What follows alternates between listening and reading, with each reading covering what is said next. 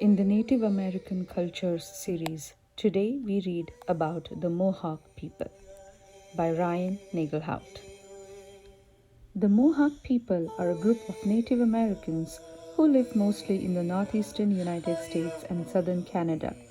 Called the Keepers of the Eastern Door, they are the easternmost peoples of a famous group of tribes called the Iroquois Confederacy. The first peoples in North America came from Eastern Asia about 12,000 years ago. They probably traveled over a land bridge between the two continents. This area is now the Bering Strait, which runs between Russia and Alaska. Did you know? Mohawk means cowards in the language of the Abenaki people, enemies of the Mohawk. The Mohawk people call themselves Ganyengehaga, which means people of flint. Flint is a hard gray-black rock that was found in their territory.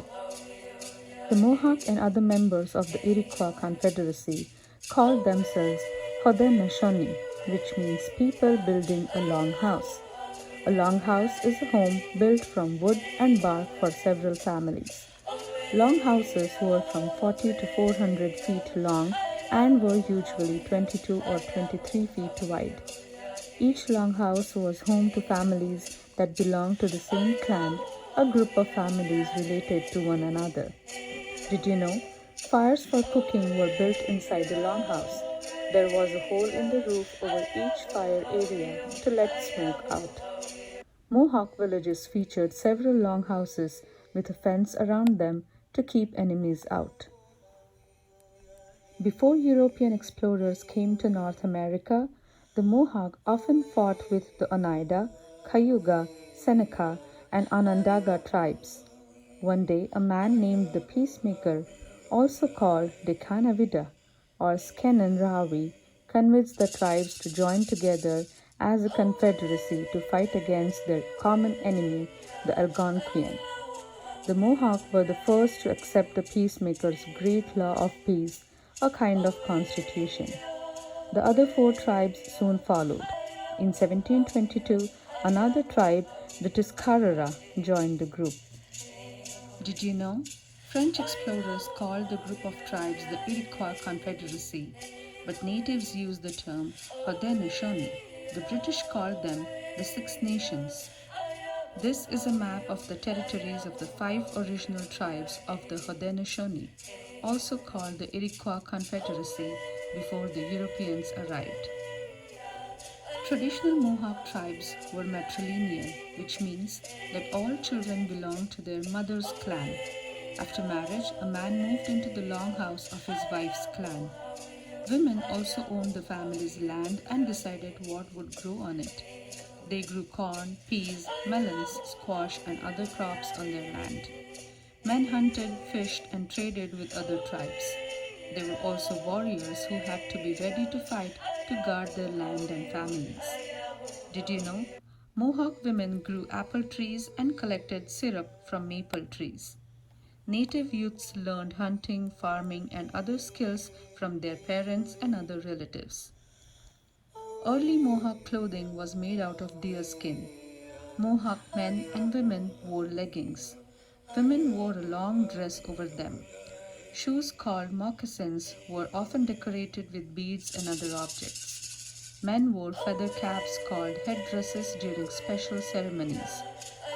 Cloth replaced deerskin clothing for many Mohawk when trade with Europeans began. In times of war, Mohawk men shaved their heads except for a scalp lock down the center of their head. This hairstyle is known today as a mohawk. Traditional Mohawk clothing is still worn during special ceremonies. The Mohawk language was an oral language, which means it was spoken and not written down. However, it began to be written when European priests came to North America to teach the Mohawk about Christianity. The priests used only 12 letters of the English alphabet: A, E, H, I, K, N, O, R, S, T, W, Y. They also used these marks, apostrophe and colon. Shekon is a friendly greeting in the Mohawk language. Niawen means thank you. Look on the next page to learn more. Did you know the Mohawk language is still taught to Mohawk children and can be seen on signs in Mohawk territory? Because the Mohawk were the easternmost tribe of the Confederacy, they were the first Native Americans to meet European explorers. The French first came upon the Mohawk in 1534. The Mohawk made the Dutch in 1609 and the British in 1664. Early meetings between the Mohawk and European explorers were mostly peaceful. The Mohawk signed a treaty with Dutch explorers called the Covenant Chain. The Dutch supplied the Mohawk with guns to fight their Algonquian enemies. Did you know? The Mohawk and other tribes of the Confederacy used different colored beads strung together in belts to record their history. These were called the wampum belts. Here, Iroquois chiefs explain the meanings of their wampum belts. The treaties the Mohawks signed with the Dutch and later the British said that each nation was independent and equal with its own lands. However, as more European settlers arrived, they moved on to lands claimed by the Mohawk. A Mohawk leader named Tionia Higarawi, called King Hendrik by Europeans, met with the British governor of New York, George Clinton, in 1753 about land claims.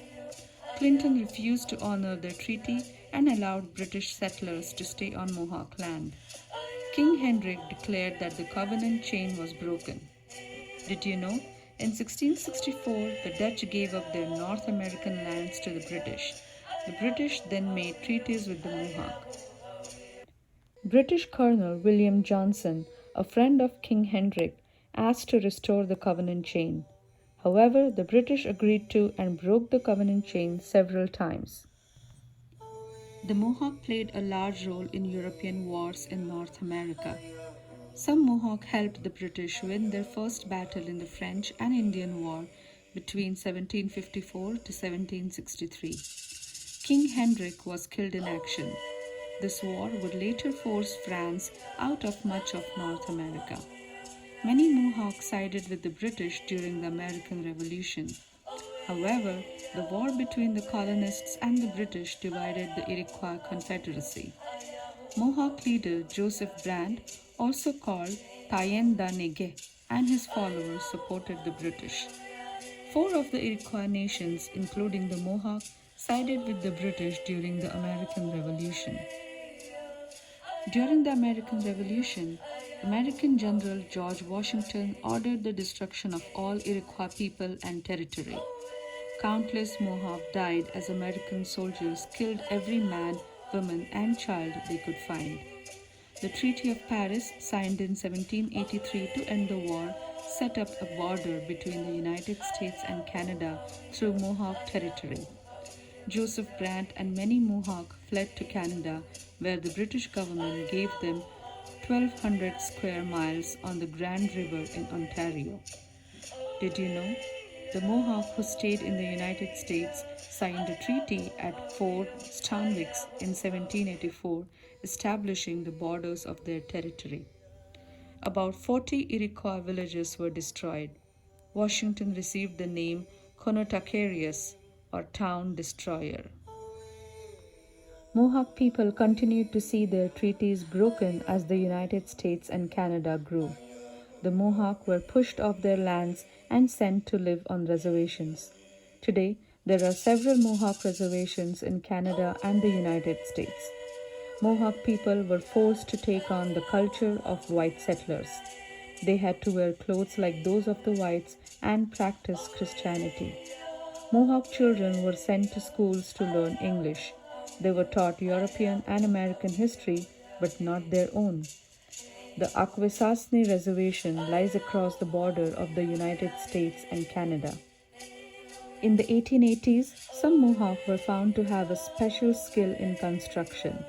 As a bridge was being built across the St. Lawrence River onto Mohawk land, Mohawk men climbed the highest beams without fear. Since they were unafraid of great heights, the bridge workers hired them to help. Soon, other job opportunities opened up. Some Mohawk moved to New York City to work on tall buildings or skyscrapers being built there. The Mohawk have worked on the Empire State Building, the World Trade Center, and a newly built One World Trade Center. Historians say nearly every skyscraper in New York City was built by Mohawk and other Native American iron workers.